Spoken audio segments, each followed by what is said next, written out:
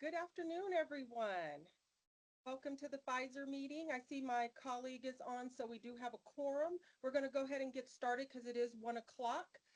We have no consent items. Councilmember Jurinsky, do you approve the minutes of 6/21/24? I approve. Okay, we'll move forward to our federal legislative update. Is Lori on?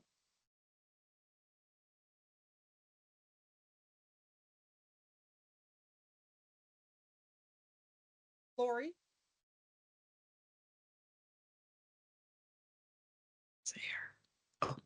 I see her, but is she having difficulty getting on? Oh, hi, Lori. Hi, good afternoon. Sorry, I was having trouble unmuting myself. That's okay. I Go apologize. ahead. We're ready for your legislative update. Oh, okay. I'm sorry for joining late. Hi, good afternoon, everyone. Congress is in recess this week for the Republican convention. But before they left, they've been working through the appropriations process. Next week, the House is going to consider on the floor their transportation HUD appropriations bill. And I highlight this bill because we have three pending earmarks from Congressman Crow in this bill. $1 million for Havana Street, $850,000 for Box Elder Creek roadway improvements, and $250,000 for Mount View. Earmarks were very competitive this year. They drastically cut all domestic spending bills by 7%. So I think it's great that the Congress was able to get us four of our requests, especially all of our priorities included in the bill. On the Senate side, where all of our earmarks are still pending, the senators did submit everything we asked for. They're supposed to start working through the committee process next week. And Transportation HUD, which is the bill where our pending earmarks are going to be, is going to be marked up in committee on Thursday. And so I'll let Liz know as soon as that bill is released, which hopefully we'll see our congressionally directed spending request, including the bill that the committee is considering. They're only in for 2 weeks until they recess for the month of August, which they typically do. So they'll continue to move through the appropriations process, and also work on the National Defense Authorization Act. Then they come back in come back in September, and they'll have to consider a continuing resolution, otherwise known as a CR, because it's unlikely Congress will pass all 12 appropriation bills in September, especially in the election year. So that's just a quick update. There are also a number of grant opportunities out there as well that I've been sharing with Liz and Christina and your team. There's a bridge opportunity, reconnecting communities as well. And we're also working with DOT to hopefully get some staff and some politicals to come out to see your Protect grant. I know you're going to have a ceremony in a few weeks, so I've been working with DOT to hopefully get someone to visit from DC for that. So that's exciting news. Lori, I just do have a question on our congressionally directed spending. So with it being an election year, and I know they're going to do the markup in the Senate in this upcoming week, depending on the outcome of the election, whatever happens, even in the House or whatever happens on either side of the election, could that potentially impact some of these congressional CDRs that we're doing? Because depending on who the president is, they may have a different budget that they want to go improve. So could that be impactful to some of the CDRs that we have submitted? That's a really good question. Yes, it could possibly be impacted. We'll see if there's a new Republican administration or if the House, for example, if the Senate flips to Republicans. We'll see if they cut appropriations a little bit more. But the good news on the Senate side, you have to have 60 votes to get anything done. And so they actually did not decrease, actually increase spending for domestic over there. So Republicans very supportive of getting appropriation bills done and also very supportive of earmarks. So I'm hoping that the earmarks won't be cut. However, we may not get an appropriations bill until the first quarter of next year. It could be delayed if there's a flip at the end control. Okay. Thank you for addressing So that. fingers crossed. I hate to make anything definitive right now in these crazy times, but I'm hoping they won't be cut. Okay, well, thank you. I just wanted to make sure I kind of understood that because I know we're in a presidential year, sometimes the budgets could change depending on, what happens in the election. So thank you so much for that update. Is there any questions from any committee members?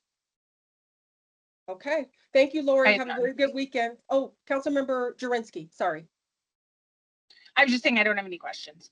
Okay, thank you. Thank you, Lori. Have a good weekend. you. And thank You you for too. keeping us updated. Okay, bye. Bye. Okay, so we have our famous lobbyist group. We have Cammie and Peggy here. Thank you for being Infamous. here to give us our state legislative update. And I don't know, is Topsy on here? I don't see her. So it's just you two? Yep, just Okay, us today. okay, go ahead. Yep, I'm happy to start off. Thank you so much for having us again this afternoon. Quick update, as you know, the interim committees have started to meet. Cammie's going to talk about a couple of them that are meeting in the next month. In terms of preparation for next session, we have started working on the legislation around motor vehicle registration. We've met with several potential bill sponsors who are looking at carrying the legislation in the 2025 session. We have meetings set with the Department of Revenue and Motor Vehicle to walk them through the bill, as well as reaching out to the chiefs of police, Colorado Municipal League. So trying to do that general outreach to make sure that folks are understanding what our goals are in the legislation and make sure that we address any concerns that may come up, or at least have knowledge of those concerns. So that's kind of been our big focus over the last month. And like I said, the interim committees are getting started, so Cammie can talk a little bit about those. Sure. Hi. I almost said good morning. Good afternoon. This week, or rather next week, excuse me, the Transportation Legislative Review Committee is meeting. We will be tuning into that meeting and will provide detailed notes, send those to Liz. Then tax policy is also meeting next week. We expect these interim committees to start formulating bill concepts and ideas, and we'll watch that development process closely and keep you abreast of that.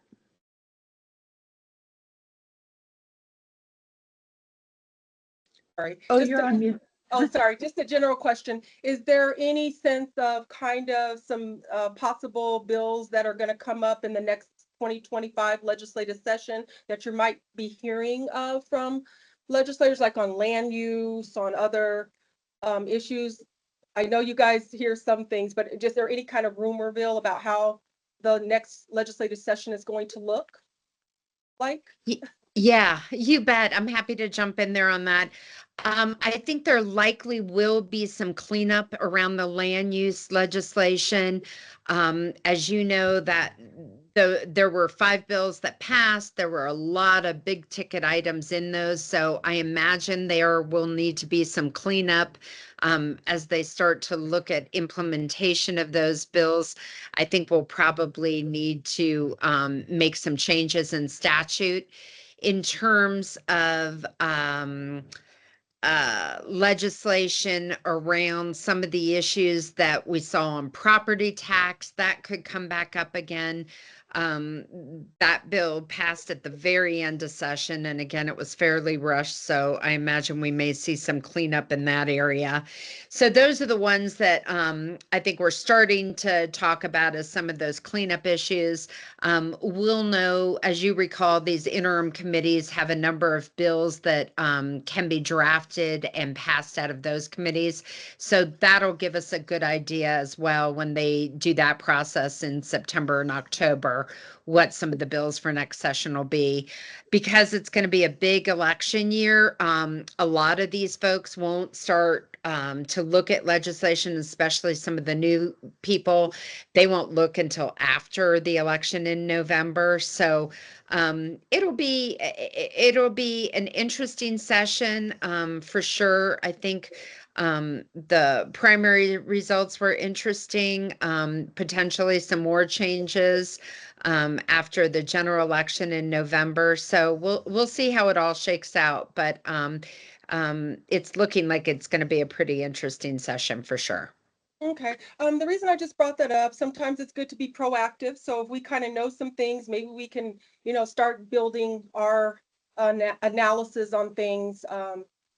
So that's why I brought that up in general. So, I know that water's not in our wheelhouse directly, but I anticipate seeing some water legislation coming forward as a result of the dredge and fill last year. okay. And Greg, I see you on here. Did you want to speak to that, Greg? I can speak to it now. Yeah, Cammie's absolutely right. Now they're just beginning the rulemaking process on what we call dredge and fill or waters of the state. So we're not certain what will need to be fixed, but it was such a complex bill and it was amended so heavily at the end. We anticipate there probably will be some.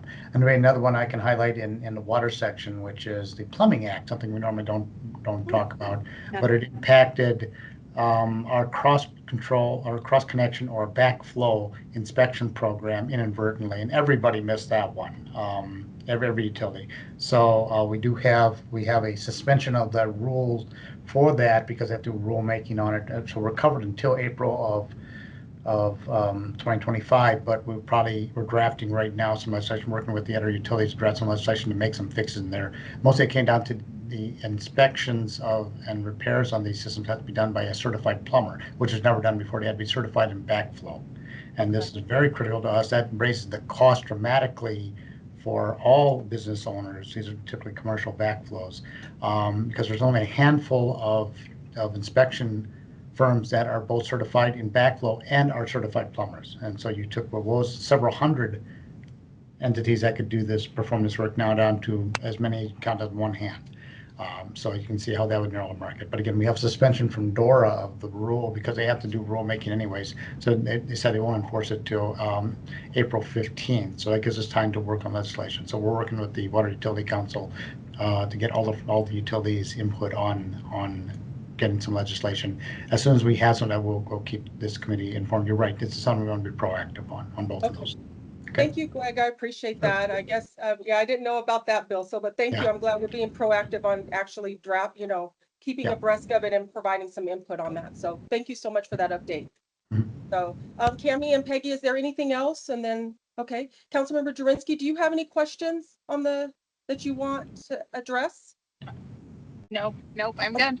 Okay, thank you so much. Thank you both. So now we're going to talk Liz Rogers. Liz, city drafted legislation for 2025. Yes, thank you so much, Councilmember Lawson. I'm going to quickly bring up my screen to the Pfizer agenda just to show everyone visually. These are some of the draft legislation that the city is looking to be involved in and to support this coming year for 2025.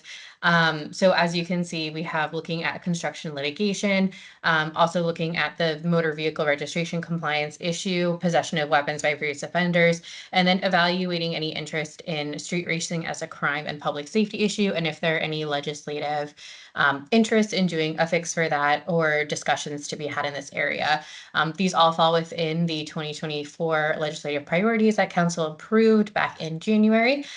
So as you can see, it's a short list, but we really wanted to focus on things that we've heard you as council talk about and discuss. So happy to answer any questions or make additions or changes to this list. Okay, Councilmember Jurinsky, do you have any questions? And Liz, I guess this is a question to move this forward, right? Correct. Okay, and do you approve this support for draft legislation? I approve. Okay, I approve as well. So thank you, Liz. Okay, moving right along. Water update. Is Kathy Kitzman here? No, I am Kathy. Oh, okay. Kathy All right, great. Sorry to disappoint you there. So No, it's good to see you. good to you. So really not a whole lot to report. You covered the two items I want to give you a heads up on. Dredge and fill, obviously, we just started that whole regulatory process or rulemaking process. So it was complex litigation, so we'll see what comes out of that. So we'll keep you abreast of that. The only other thing is just a reminder, and I think I heard from everybody on this committee, but we have our workshop, our council workshop up at Wild Horse Reservoir on August 28th. So we're looking forward to that. If there's anything in particular you want to hear about, let Marshall Brown know or let me know, and we'll put on the agenda. But right now we'll be covering, of course, the progress of Wild Horse or lack thereof, whatever. Or, you know, but it's a big project, and it's always interesting working with the federal agencies on these things, as well as we'll talk about the long-term planning issues with water, just as we did 2 years ago when we did this. So. And then Greg, I know that in our last meeting from last month, Kathy brought forth a lot of letters. Did all those letters go out to the organizations, I mean, that we approved for certain, or to the federal level, I guess it was at the federal level? Yes, they did, and thank you very much. It was always very valuable. We're still waiting on 2 pieces of legislation to be introduced at the federal level, but of course, you know, they move at the federal pace, so they may not come this year. One was, of course, regarding turf, non-functional turf, and funding opportunities for replacement of that. The other one was something we've been pursuing for well over a decade, which is to make conservation rebates, make them exempt from income tax. Right now, we have to send out, we have to collect W-9s when we give out a large rebate, I think $600 or more. So especially our water-wise rebates and our rebates to commercial entities for large conservation efforts, we have to they're actually taxable. So we've been trying to get this in place for a long time. We finally have legislation that has been written, but it has not been introduced yet. So we're hoping this year. If not, it sounds like early next year. Depends upon the winds of change. So, okay. Okay, well, thank you, Greg, for those updates. And Councilmember Jurinsky, do you have any questions for Greg? I do not. Thanks, Greg. Thank you. Now we're down to miscellaneous matters for consideration. Is there anyone who's on the call that wants to report anything, discuss anything with us before we adjourn? Okay, I hear silence. So our next meeting is going to be August 16th. It will be a virtual meeting, and I hope everyone has at 1 o'clock. I hope everyone has a great weekend, and thank you for being here for this very, very short meeting. Thank you. Have a good great weekend. Bye. Thank you, Thank Councilmember. you. Take care.